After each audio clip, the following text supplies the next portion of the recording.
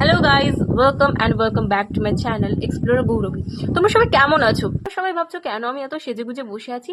তার জন্য তোমাদেরকে আমার ইনস্টাগ্রাম চ্যানেলটা ফলো করতে হবে, এক্সপ্লোরার গৌরবী। তাহলেই তোমরা বুঝতে পারবে কেন আমি এত সেজেগুজে বসে আছি।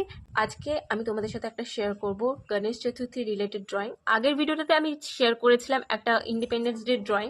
তোমরা সবাই ভিডিও দেখছো বাট লাইক একদমই করছো না। চলো আর বেশি বকবক না করে এবার ভিডিওর দিকে এগোনো যাক।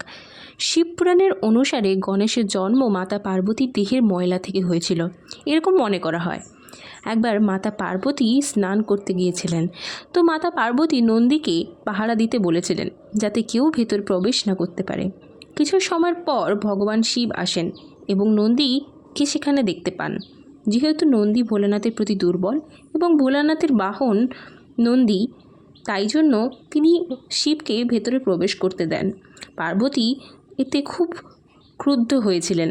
পার্বতী মন থেকে ভেবেই নিয়েছিলেন যেমনই নন্দী ভগবান শিবের প্রতি সৎ, তেমনি উনিও একজনকে বানাবেন যে শুধু তার প্রতি সৎ হবে এবং তার কথাই শুনবে। দেবী পার্বতী তার একজন রক্ষক বানাবেন। এরপর মাতা পার্বতী নিজের শরীরে হলুদের আবরণ লাগান, যেটি শরীর থেকে বের করার পর একত্র করে সেখানে একটা মানুষরূপী একটা পুত্র বানালেন এবং এটাতে প্রাণ দান করলেন এবং তাকে নিজের পুত্র বানিয়ে নাম দিলেন গণেশ। যখন এই সব হলো তখন ভগবান শিব কৈলাসে উপস্থিত ছিলেন না। এই জন্য মাতা পার্বতীর আদেশ দিয়েছিলেন গণেশকে ঘরের সামনে পাহারা দিতে, কারণ তিনি স্নান করতে গিয়েছেন। সময় ভোলানাথ ঘরে এলেন এবং গণেশ তারই ঘরে তাকে ঢুকতে দিতে বাধা দিলেন। ভগবান শিব অনেক বোঝানোর পরেও গণেশ শুনলেন না।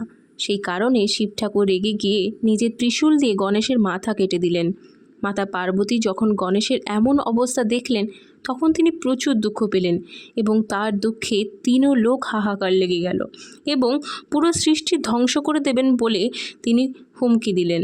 শিব ঠাকুর সিদ্ধান্ত নিলেন তিনি গণেশকে আবার জীবিত করবেন।